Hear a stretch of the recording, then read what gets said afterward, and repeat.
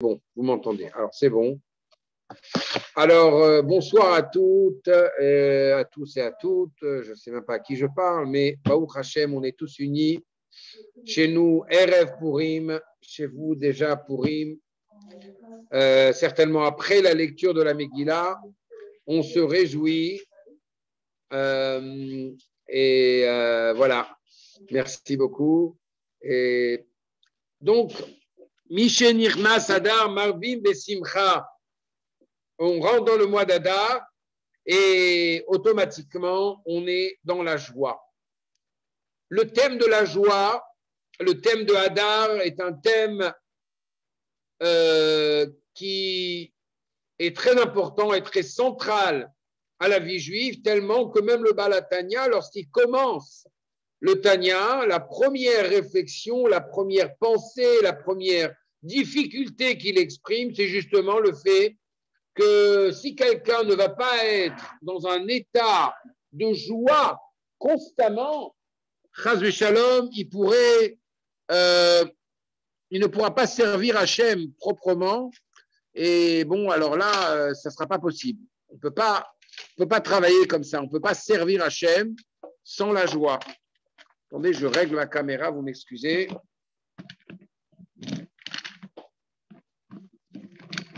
Voilà. Ce sera mieux comme ça. Donc, le sujet de ce soir, le sujet de la simcha. La simcha, c'est quelque chose de central, d'important, d'essentiel. Nos sages dans le Talmud de Psachim, en page 117, si je ne me trompe pas, là-bas, pose une question concernant ce qui concerne les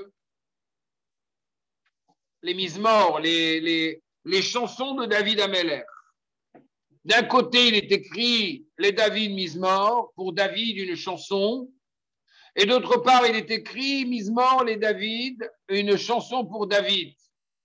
Alors, il faut comprendre pourquoi est-ce que parfois c'est comme ci et parfois c'est comme ça. Le Talmud nous enseigne les David Mizmor, pour David, une chanson, c'est-à-dire que David Ameller Tabor s'est réjoui. La Shekhinah était présente sur David, et là, il s'est mis à chanter.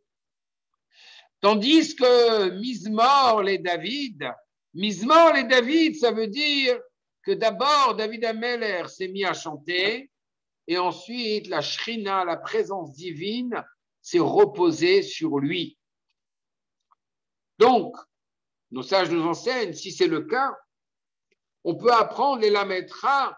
Ça vient nous apprendre chez En Hashrina Shora, la présence divine ne réside pas l'omitor atzvut, pas quand un homme est dans un état de tristesse ou dans un état de atzlut, de paresse, ou dans un état où est-ce qu'il est en train de srok, en train de se moquer, kaloutroche, il est léger d'esprit, velomitor dvarim betenim, et non pas à travers des paroles qui n'ont pas de sens, ela mitor dvar simcha shel mitzvah, lorsqu'il est occupé dans la simcha de la mitzvah. La simcha de la mitzvah à cause de la Shekhinah, la présence divine, d'être avec lui et de l'accompagner. C'est intéressant. Le Ben Yehoyada, le Ben Yishra explique sur cette Gemara quelque chose d'intéressant. Il dit le mot simcha. Je crois d'ailleurs qu'une des participantes s'appelle de ce nom. Le mot simcha en hébreu, c'est les mêmes lettres que Hamisha qui veut dire Blahamsa Alik 5, qui veut dire 5. À savoir que les 5 éléments de la tristesse, la paresse, les paroles vaines, le rire pour rien et la légèreté d'esprit, si on les transforme, on peut transformer les lettres du mot Hamisha en Simcha, et lorsqu'on a la Simcha, automatiquement on a la Shekhinah, on a la présence divine.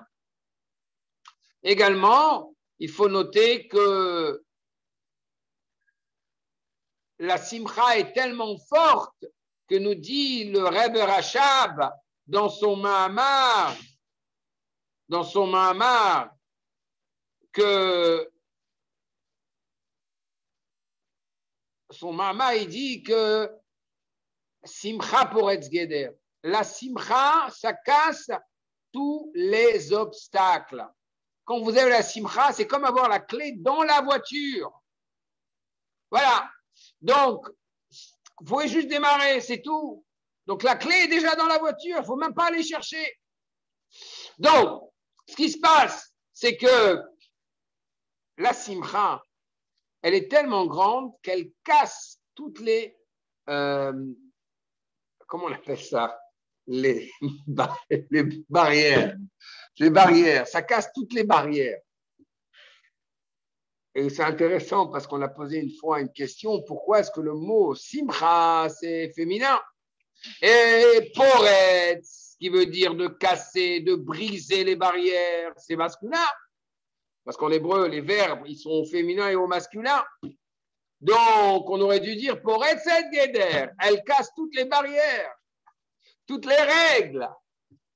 Le Ranag, le Rav Shmuel Gronem, le Rav Shmuel Gronem, qui était un grand mashpia, il a expliqué, le simcha elle est tellement forte que même les règles de la grammaire, ça les casse, ça les brise. Il n'y a pas de règles de grammaire. Donc la simcha, le Ben Ishra explique aussi que lorsqu'une personne est triste, là il devient paresseux. Lorsqu'il est paresseux, il veut remplir le temps, il commence à parler des ch'touillottes, ensuite il commence à rire, et ensuite, doucement mais sûrement, il perd son temps jusqu'à ce qu'il arrive à une légèreté d'esprit. Et par conséquent, c'est important d'avoir une simcha dans la mitzvah. La simcha, elle est tellement grande, elle est tellement puissante que, chas v'shalom, celui qui n'a pas de simcha, il y a 98 malédictions qui lui tombent dessus. C'est ce qu'on me dit dans la paracha de Kitavo. Bon, 98 malédictions. Ça veut dire qu'en fait, la simcha, ça montre quoi? La joie que j'ai, ça montre que je suis attaché à Hachem. Le contraire, nous dit Admour Azaken, dans le chapitre 11, Leaskil Rabina, il dit Mishemare be'atzmo sheyesh lo me'at ravi isurim, celui qui est triste et qui montre, chas v'shalom, qu'il a du mal qui lui arrive et qu'il est en train de souffrir, eh bien, c'est comme s'il niait la présence divine. Donc, il faut être besimcha, ouvre tous les vagues, il faut être dans la joie. Et la joie, comment est-ce qu'elle arrive? Il est écrit dans le verset Ema banim semecha leluka. La mère, lorsqu'elle se joint aux enfants, elle est joyeuse. Qu'est-ce que ça veut dire qu'elle est joyeuse? C'est quoi la mère et les enfants? Vous savez qu'il y a une mitzvah de Shaleach teshalach et ha'em et abanim tikachlar dans la paracha de Ki Tetse. Là-bas, on parle du fait que l'oiseau sur le nid, lorsqu'on voit un oiseau, une maman oiseau sur le nid au-dessus de ses petits oisillons ou ses œufs,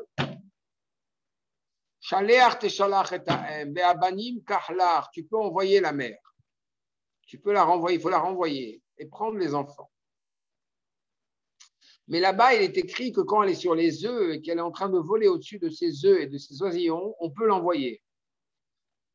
Mais ensuite, il dit tu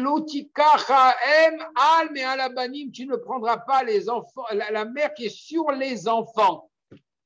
Alors, le Tikkun Zohar, au début, dans l'Agdama du Tikkun Zohar, il y a une très très belle explication.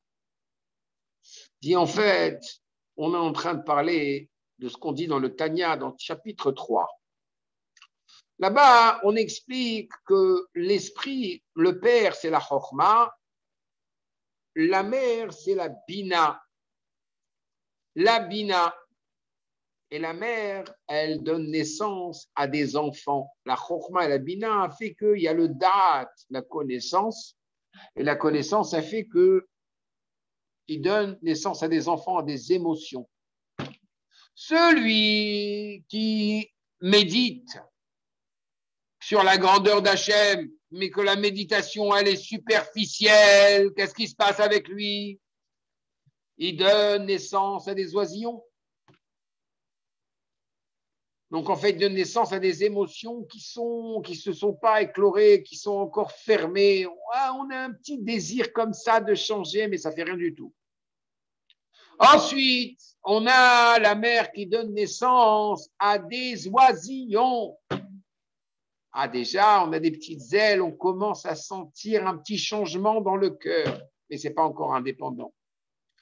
Et ensuite, on a des oiseaux qui sont complètement, qui ont grandi des vrais enfants, des vraies émotions. Et là, on est stable, on est motivé.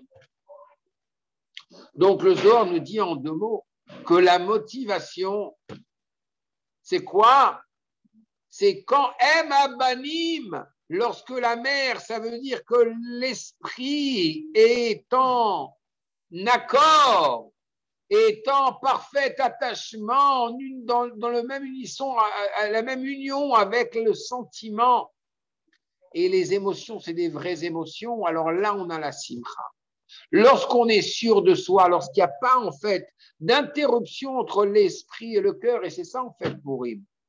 Si on voit, c'est intéressant, le Rebbe nous amène des chiffres Kabbalah que le mot Amalek en hébreu vient du mot Melika. C'est quoi Melika? Melika, c'est un travail qu'il y avait dans le Beth Amikdash où le Kohen devait casser le cou de l'oiseau. Or, Amalek, qu'est-ce qu'il veut faire? Il veut nous casser le cou. Pourquoi? Parce que le cou, c'est ce qui rattache l'esprit au cœur. Or, le cou, c'est quoi du coup? Yud, c'est Chochma. Hey, c'est Bina. Yud, la connaissance, et le développement de la connaissance. Le Vav et le Hey, c'est des émotions, l'expression des émotions, le cœur. Donc, en fait, Amalek veut casser le nom d'Hachem de Yud-Ke, du Vav-Ke. Et qu'est-ce qu'il est écrit dans la Megillah? Vous savez que dans ma Sechet Megillah, on commence avec une Mishnah, on dit à Megillah Nikret, la Megillah est lue. Yud Aleph le 11 du mois d'Adar, Yud Bet le 12, Yud Gimel le 13, Yud Dalet le 14, Yud Tet Vav le 15. Le Pachod et le Yoter, du 11 au 15, et pas plus et pas moins. Ça veut dire qu'à l'époque du Bet Amikdash, à l'époque, etc., la lecture de la Megillah, selon le jour du marché, les gens qui pouvaient écouter la Megillah, on pouvait la lire à ces différentes dates. Le Rebbe mentionne, au nom de la Kabbalah, que Yud Aleph jusqu'à Tet Vav, du 11 jusqu'au 15. 11, c'est la valeur numérique des 2 dernières lettres du nom de Dieu.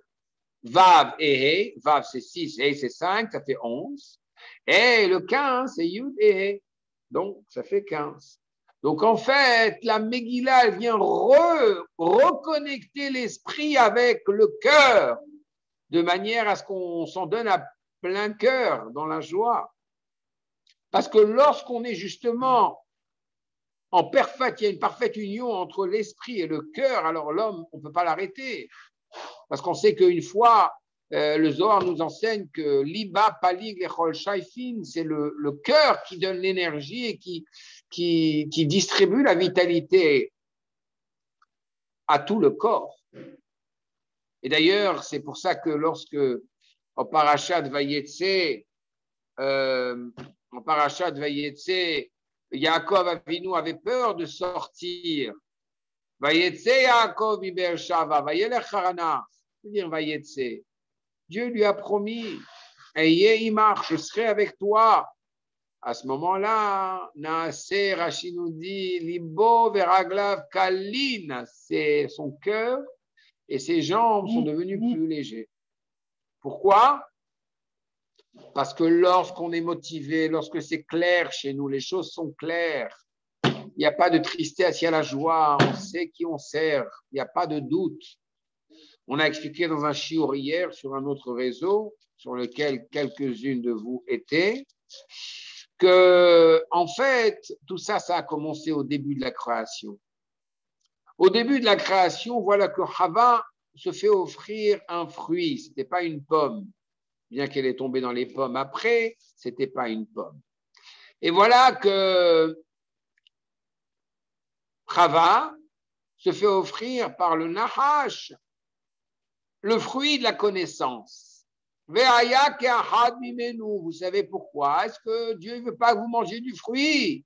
Parce qu'il ne veut pas que vous soyez comme Dieu. Ah oui? Ah bon, si j'aimerais être Dieu, n'est-ce pas? Ben voilà qu'elle a goûté du fruit et elle est tombée dans les pommes. Et voilà que Hava a eu un doute. C'est ce doute qui l'a amené à être tenté. L'homme qui a suivi son épouse s'est retrouvé lui-même avec une malédiction. Kotz vedardar, tatsmi achlar, tu auras des ronceaux et des mauvaises herbes qui vont pousser dans ton jardin. Donc tu vas vraiment devoir travailler fort de manière à avoir ta parnassa. Mais c'est quoi exactement le message?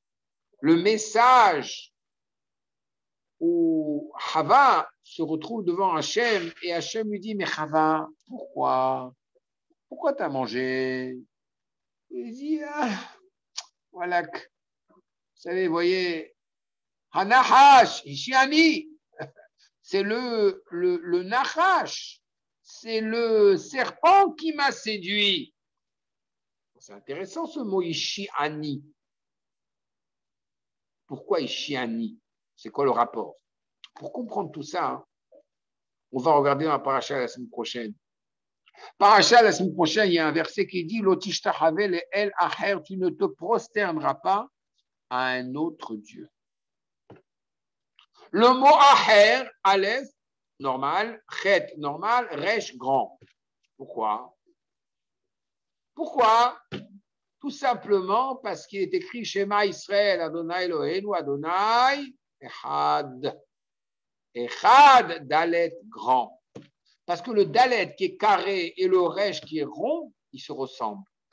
Et on ne veut pas, Chaz Shalom, de faire de l'unité divine une autre entité, une autre réalité, Chaz Shalom, une idole.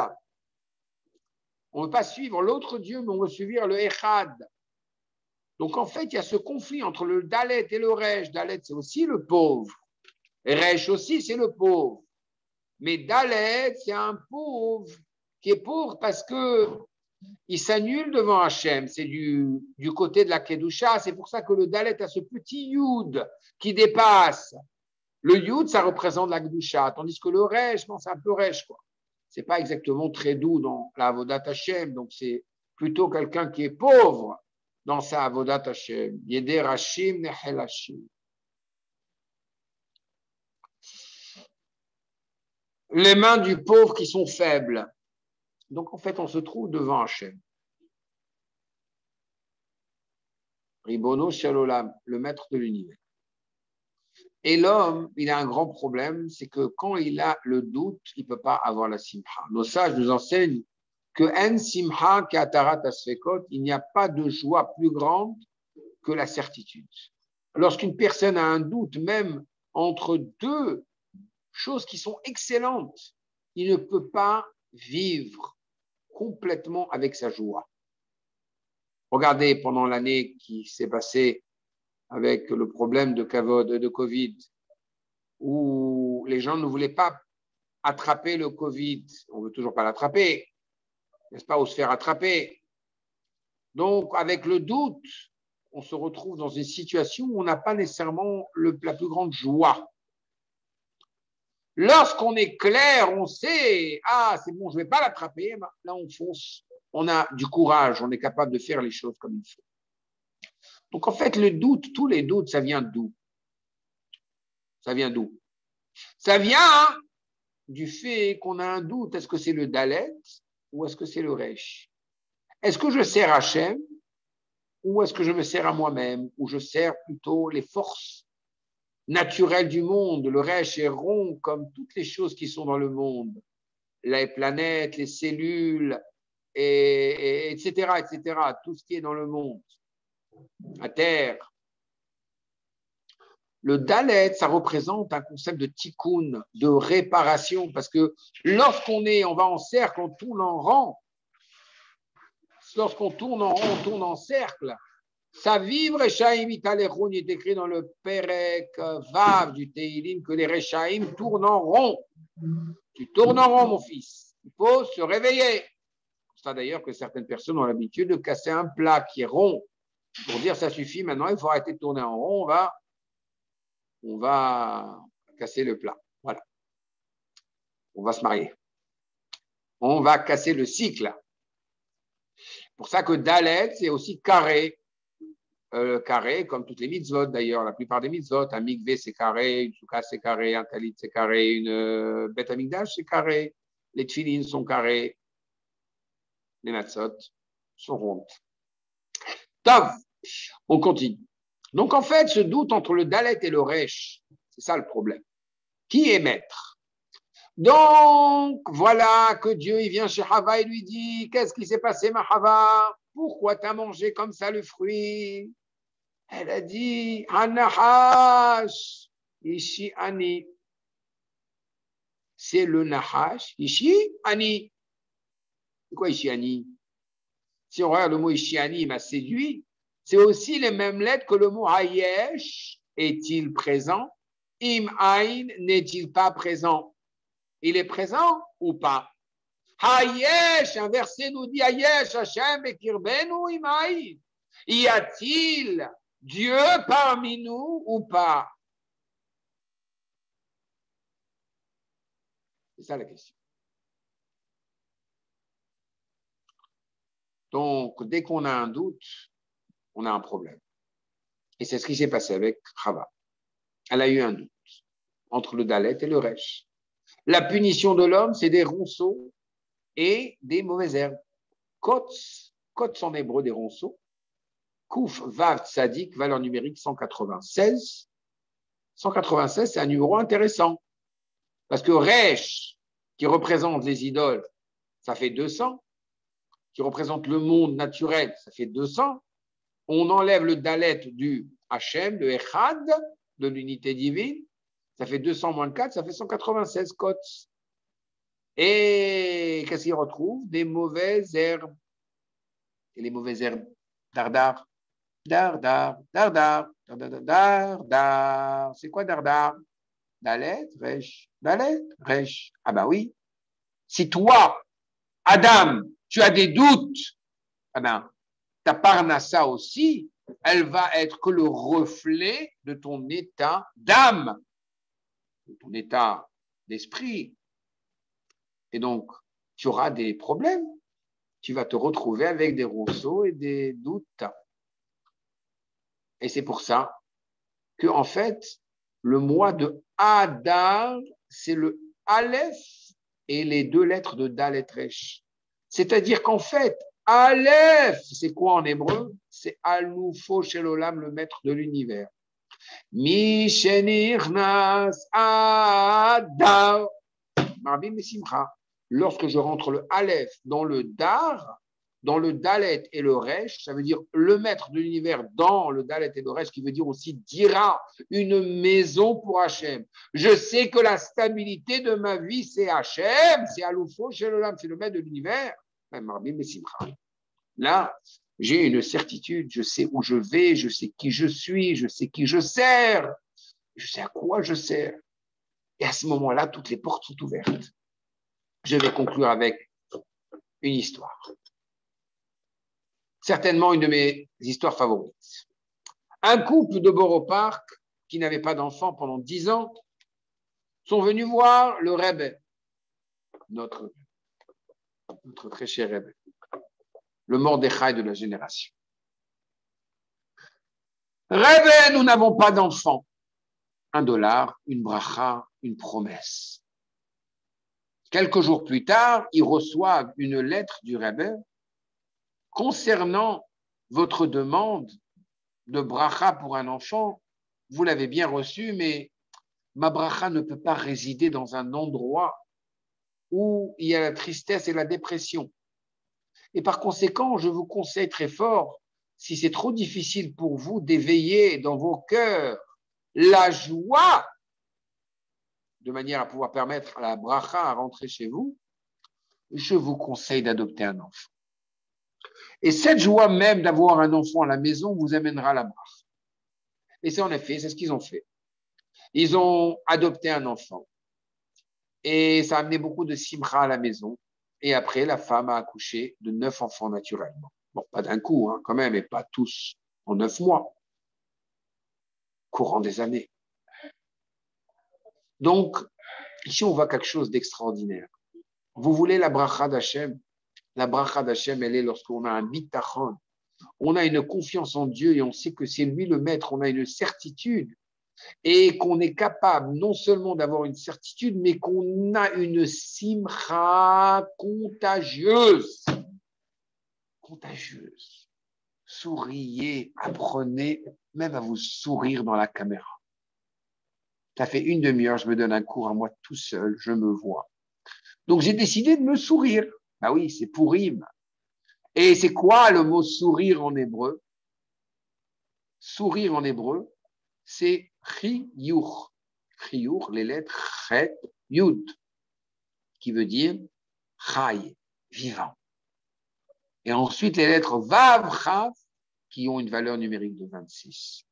Chai Hashem. Vous voulez faire vivre Dieu en vous, souriez. Souriez. Souriez-vous, souriez à tout le monde. Vous entendez des nouvelles, souriez. Je ne vous ai pas demandé de ne pas avoir de cœur, mais souriez. Et si on sourit, je peux vous garantir que ça peut changer la vie d'une personne. Je terminerai sur une dernière histoire qui m'est arrivée, voilà, il y a 20 ans, 25 ans. Et j'étais rave à Balarbourg et je rencontre une dame d'un certain âge. J'ai jamais compris cette expression d'un certain âge. On est tous d'un certain âge. En tout cas, quoi qu'il en soit, voilà que je dis, cette dame approche, je me dis, monsieur Rabbin, merci beaucoup. Je dis, madame, désolé, je n'ai pas de quoi vous parler, je ne vous connais pas. Monsieur Rabbin, merci beaucoup, vous avez sauvé ma vie. Je la regarde, je dis, madame, je sais qu'on a tous l'air des mêmes, chapeau, barbe, etc. C'est un peu rébarbatif d'ailleurs. Mais quand même, qu'est-ce qui se passe? Pourquoi vous croyez que c'est moi? Je dis, non, c'est vous, c'est vous. Qu'est-ce que j'ai fait? Je dis, voilà, je suis veuve depuis 6 mois, j'ai perdu mon mari. Mon fils unique ne me parle pas depuis 2 ans. J'étais sur la rue Colline, d'une avenue importante à Balarbeau, et je marchais. Et tout d'un coup, j'ai eu des pensées qui étaient très sombres, obscures. Et je me suis dit, mais qui a besoin de moi dans ce monde? Je suis seul au monde. Personne ne m'aime. Personne n'a besoin de moi. Et voilà que la pensée, vous savez, malheureusement, on est on est dans l'obscurité, ça devient de plus en plus lourd. Et voilà qu'elle marche et elle dit, voilà, j'ai rien à faire dans ce monde, je me jette devant la prochaine voiture qui passe. Et alors que la pensée devient encore plus obscure et qu'elle se donne le courage de sauter devant la prochaine voiture, elle me dit, voilà que je vous ai vu avec votre fille, qui est aujourd'hui Mouchki El-Grissi, et vous êtes en train de revenir de la choule et vous me dites Shabbat Shalom. Vous me souriez et vous me demandez comment ça va, vous avez où déjeuner pour Shabbat. Tout d'un coup, toutes mes mauvaises pensées sont parties. Donc, Pourim, il ne faut pas regarder les masques des gens comme Rebbe le dit. Il faut regarder ce qu'on peut élever chez quelqu'un avec un sourire, un bon mot. On peut prendre Vena Afor, on peut prendre les choses qui sont les plus négatives et tout d'un coup réanimer une vie, rallumer une neshama. Pourim, Sameach, Bezrat Hashem, dans la joie qu'on soit prêt et qu'on élimine tous les doutes parce que le mot Safek, c'est la même valeur que le mot Amalek. C'est les doutes. C'est intéressant parce que le mot dollar, c'est aussi la valeur numérique du mot Amalek, ou Safek, les doutes.